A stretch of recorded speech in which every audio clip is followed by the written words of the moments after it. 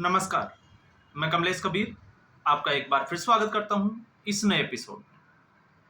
आज के इस एपिसोड में हम बात करेंगे जिस तरीके से पूरे देश भर में इलेक्शन कमीशन के खिलाफ एक षड्यंत्र रचा जा रहा है, उस षड्यंत्र के रचनाकार कौन है। क्योंकि इस वक्त जब हम बात करते हैं राहुल गांधी की, तो कभी कभी तो ऐसे लगता है जैसे राहुल गांधी जो है वो बड़े ही इनोसेंट है। ये वर्ड मैं इसलिए यूज कर रहा हूं जैसे किसी ने कोई भी रिपोर्ट दी जो नरेंद्र मोदी के खिलाफ हो, जिसके सहारे राहुल गांधी को यह लगता हो कि इससे जो है वो नरेंद्र मोदी के खिलाफ जो है वो एक नैरेटिव सेट किया जा सकता है। राहुल गांधी तुरंत जो है उसको लपक लेते हैं बिना किसी जांच पड़ताल के, बिना किसी वेरिफिकेशन के कि यह बात सही भी है या गलत है। तो आपने देखा होगा राहुल गांधी का ही एक बयान था कि इस देश में चारों तरफ जो है वो केरोसिन छिड़का हुआ है। तो अब आपको समझ में आ गया होगा कि केरोसिन जो है वो कहां से सप्लाई हो रहा था। अब तक हम लोग सोच रहे थे कि जॉर्ज सोरोस जो है वो इसके सेंटर पॉइंट में है, लेकिन अब लगता है जिस तरीके से संजय कुमार का जो खुलासा हुआ है उसके बाद तो आप यही कहोगे कि संजय कुमार तो जॉर्ज सोरोस का भी बाप निकला। और इसका दूसरा पहलू अगर हम देखें तो जिस तरीके से राहुल गांधी 2014 के बाद में सक्रिय राजनीति में, क्योंकि 2004 में आ गए थे, लेकिन 2014 मैं इसलिए कह रहा हूं क्योंकि यह वक्त था जब कांग्रेस में बड़े सीनियर नेताओं को साइड कर दिया गया। उसके बाद में पूरी कमान राहुल गांधी के हाथ में आ गई, और राहुल गांधी के हाथ में आने के बाद कांग्रेस पार्टी कहां थी और कहां चली गई यह पूरे देश ने देखा। तो इसके लिए जिम्मेवार कौन है? इसके लिए ऐसे बुद्धिजीवी लोग हैं, और मुझे लगता है कि कांग्रेसियों को भी अब इस बात से सबक लेना चाहिए कि अगर ऐसे लोगों पर भरोसा करोगे जिसको हम असली गोदी मीडिया कह सकते हैं, तो फिर कांग्रेस पार्टी का हश्र यही होगा। क्यों? क्योंकि पवन खेड़ा जैसे लोग जो है वो आरोप लगाकर फिर ट्वीट डिलीट करके भागते हुए दिखाई देंगे। तो आपने, जब हम बात करते हैं इलेक्शन कमीशन की, और जब मैं ये कहता हूं कि संजय कुमार क्या जॉर्ज सोरोस का बाप है क्या, तो फिर आपको समझना पड़ेगा संजय कुमार का इतिहास। संजय कुमार को ही समझना पड़ेगा।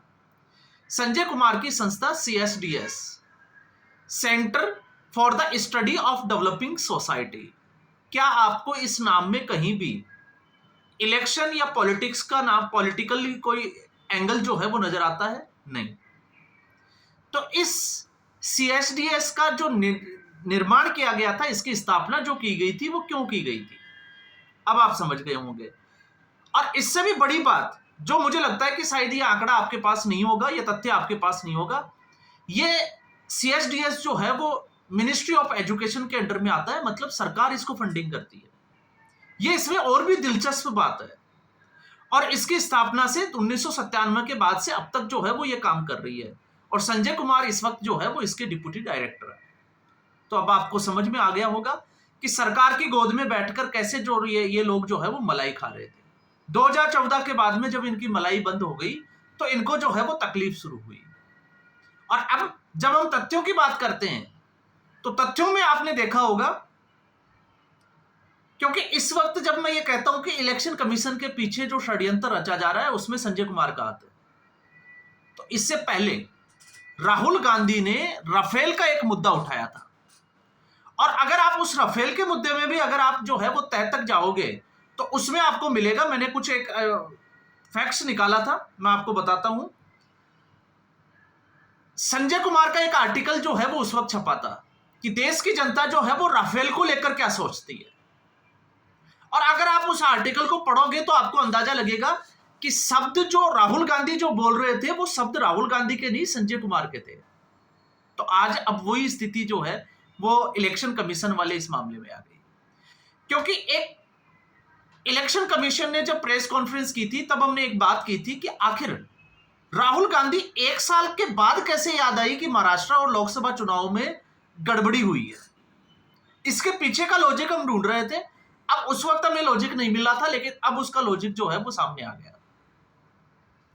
क्योंकि अगर आप देखोगे तो लोकसभा चुनाव के बाद में जब महाराष्ट्र का चुनाव हुआ और हरियाणा का चुनाव, तो हरियाणा के चुनाव में संजय कुमार टीवी पर एग्जिट पोल के जिस दिन रिजल्ट आना था उसके एक दिन पहले की मैं बात कर रहा हूं, उस दिन तक जो है वो दावा कर रहे थे कि कांग्रेस पार्टी चुनाव जीत रही है और भारतीय जनता पार्टी बुरी तरीके से हार रही है। और उन्होंने जो है वो कुछ फैक्ट्स भी रखे थे कि दोनों के बीच में 5 से 6% वोट शेयर का जो है वो डिफरेंस होगा, भारतीय जनता पार्टी इतने पीछे रहेगी। और अगर सीटों की बात करें तो भारतीय जनता पार्टी की सीटें जो है वो आधी रह जाएगी कांग्रेस पार्टी के मुकाबले। ये आप जाकर हरियाणा विधानसभा चुनाव का जो परिणाम आया था उसके एक दिन पहले की आप संजय कुमार की बाइट जो है वो अलग अलग चैनल्स के ऊपर उठा के देख सकते हैं। और फिर उसके अब इसके साथ में मैं एक बंदे को और लेता हूं, योगेंद्र यादव। योगेंद्र यादव जो है वो उस वक्त वामपंथी मीडिया का सेंटर बना हुआ था कि उससे बड़ा जो है, जैसे रिपोर्टर काम नहीं करता ग्राउंड लेवल पे, वैसे योगेंद्र यादव के लगातार जो है वो इंटरव्यू लिए जा रहे थे। और योगेंद्र यादव जो है वो पूरे चुनाव का विश्लेषण करके बता रहा था कि ये चुनाव किस तरफ जा रहा है। कारण उसका साफ था कि किसान आंदोलन का जो है वो सेंटर पॉइंट रहा हरियाणा। तो योगेंद्र यादव को लगा कि ये जो है वो हरियाणा के लोग जो है वो हम जैसा कहेंगे वैसा ही हुआ है। लेकिन चौंकाने वाली बात यह थी कि योगेंद्र यादव इसी सीएसडीएस का प्रोडक्ट है, इसी संजय कुमार की देन है। तो अब आप समझ गए मैं आगे होंगे इन दोनों की भाषा शैली उस वक्त कैसी थी। लेकिन जिस दिन चुनाव परिणाम आया उसके लगभग आप देखोगे कि चुनाव का परिणाम नहीं आया, एक जिसको कहते हैं कि रुझान चल रहा था। और आपको पता है कि चुनाव का रुझान जो है वो 12 से 1 बजे या 2 बजे तक आते आते जो है वो स्टेबल होना शुरू हो जाता है, फिर ज्यादा संभावनाएं नहीं होती उसमें अप एंड डाउन्स की। उस वक्त संजय कुमार और योगेंद्र यादव दोनों की लैंग्वेज जो है वो बदल जाती है और संजय कुमार जो है वो जातिगत आंकड़े देने लग जाते हैं। और किस जाति ने किसको वोट किया ये वाली बात करने लग जाते हैं। और ये सीधे तौर से जो है वो एक जिसको कहें कि एक इशारा था हिंदुओं को बांटने के लिए। गुजरों का वोट किसको गया, जाटों का वोट किसको गया, दलितों का किसको गया, लेकिन उसमें कहीं भी मुसलमानों का जिक्र नहीं था। तो अब सवाल ये उठता है कि संजय कुमार ने किस हैसियत से, मैं यहां पे हैसियत वर्ड यूज कर रहा हूं, कि उन्होंने जातिगत आधार पर जो है वो एक सर्वे किया। और अगर सर्वे किया तो फिर उसकी क्रेडिबिलिटी क्या है, क्योंकि सवाल जो है वो क्रेडिबिलिटी पर उठते हैं कि आखिर कैसे कर लिया अचानक से एक ही दिन में, कि जिस दिन जो है वो पोलिंग बूथ पर लोग लाइन में लगे हुए हैं। और फिर उसके बाद में उन्होंने जो है वो एक सर्वे भी किया और साथ में जातिगत आधार पे भी सर्वे कर लिया।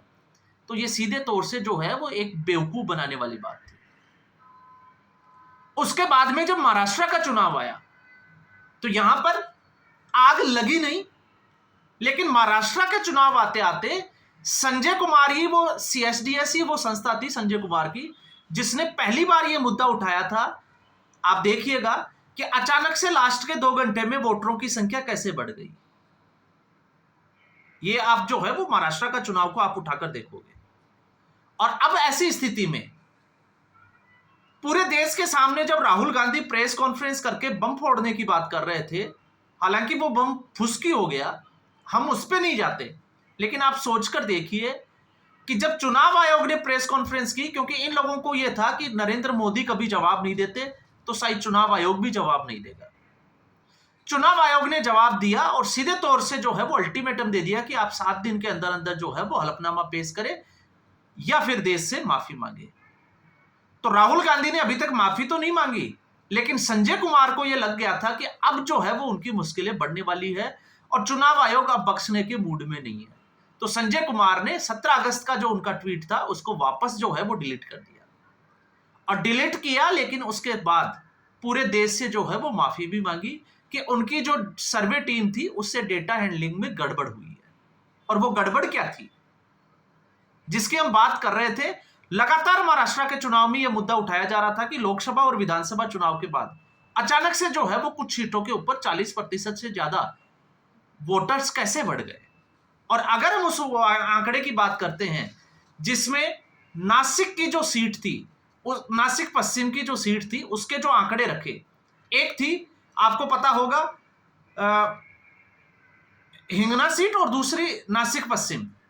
तो हिंगना सीट पे जो है वो 3,14,000 के आसपास जो है वो लोकसभा में वोटर्स की संख्या थी जो बढ़कर 4,50,000 हो जाती है। लगभग जो है वो हम कह सकते हैं कि 43% बढ़ोतरी बताई थी सीएसडीएस ने।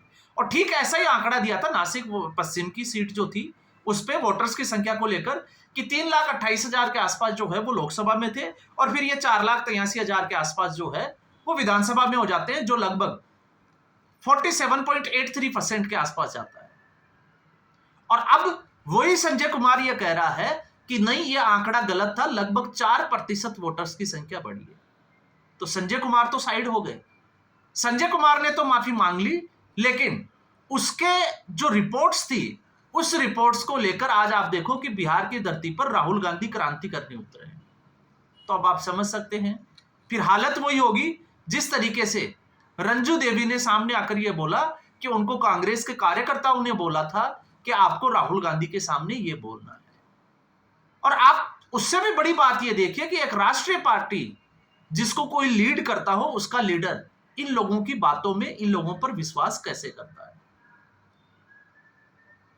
और जिस हम बात करते हैं, एक जिसको एक स्लोगन दिया गया वोट चोरी का, तो मैं आपको बता देता हूं ये शब्द भी कहां से आया है और आप फैक्ट्स के साथ जो है वो चेक कर सकते हैं।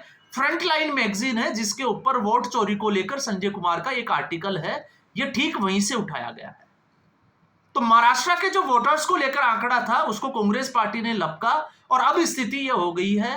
पवन खेड़ा, क्योंकि वो वैसे भी जो है वो थोड़ा सा दिमाग से आपको पता है किस तरीके का लगता है, लेकिन फिर भी हम उसमें उसकी बात नहीं करेंगे क्योंकि पर्सनल नहीं होके हम राजनीतिक तौर पर अगर हम देखते हैं तो आप देखिए कि पवन खेड़ा को अपना डिलीट जो है वो वापस करके भागना पड़ रहा है।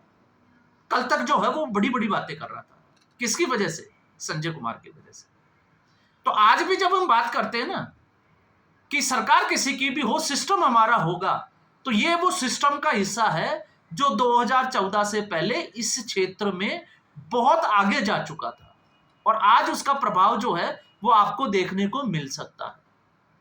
तो ये कहानी जो है आप देखिए कि जिस सीएसडीएस की स्थापना क्यों हुई थी और अब वो जो है वो क्या कर रहा है। और ऐसे में आपके सामने मैं एक और जो है वो फैक्ट्स रख सकता हूं और वो फैक्ट्स ये है कि जब एसआईआर की प्रक्रिया हो रही थी और इस एसआईआर की प्रक्रिया में चुनाव आयोग ने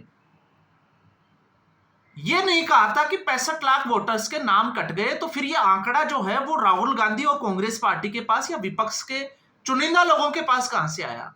तो अगर आप उसकी तह तक जाओगे तो आपको उसमें भी एक ही नाम मिलेगा, संजय कुमार सीएसडीएस। ये संजय कुमार सीएसडीएस ने ही ये आंकड़ा जो है वो आउट किया था कि 65 लाख जो है वो मतदाताओं के नाम कट गए। और फिर उसमें कुछ ऐसे मतदाताओं को जो है वो पहचान की गई जिनका 1 से 2 जगह पर जो है वो या 1 से ज्यादा स्थानों पर वोटर लिस्ट में नाम था। तो कांग्रेस पार्टी ने एसआईआर को साइड में करके और फर्जी मतदाताओं का एक मुद्दा जो है वो बनाने की कोशिश की। उसके पीछे भी संजय कुमार का ही हाथ था। तो ऐसी स्थिति में अब आप समझ सकते हैं कि इस देश में क्या खेल चल रहा है और किस हम इकोसिस्टम की जो है वो बार बार बात करते हैं। तो कांग्रेस पार्टी तो एक्सपोज जो है वो सदा से ही हो रही है, क्योंकि कांग्रेस पार्टी जब तक अपने खुद का सर्वे और अपने वेरिफिकेशन पे कोई रिपोर्ट नहीं रखेगी तब तक उसकी सच्चाई से वो बिल्कुल दूर रहेगी और तब तक कांग्रेस पार्टी और राहुल गांधी दोनों भ्रम में रहेंगे। और भ्रम में डालेंगे कौन? ऐसे लोग जो कांग्रेस पार्टी को समय समय पर चूना लगा रहे हैं। तो मुझे लगता है इस देश से ज्यादा कांग्रेस पार्टी को यह सोचना पड़ेगा कि आखिर इन लोगों के प्रभाव में वो क्यों रहती है और इस प्रभाव से वो कब बाहर निकलेगी, क्योंकि जब तक इस प्रभाव से वो बाहर नहीं निकलेगी कांग्रेस पार्टी की मुसीबतें जो है वो लगातार बढ़ती चली जाएगी। आप खुद जरा सोचकर देखिए, संजय कुमार के इस घोटाले के सामने आने के बाद में जो एक नैरेटिव तैयार किया जा रहा था वोट चोरी का, अब उस नैरेटिव का क्या होगा और अब लोगों की सोच जो है वो किस तरीके से जो है वो चल रही होगी। तो आज के एपिसोड में फिलहाल इतना ही। उम्मीद करूंगा वीडियो एपिसोड आपको पसंद आया होगा। वीडियो को लाइक करें, शेयर करें, चैनल जरूर सब्सक्राइब करें। धन्यवाद।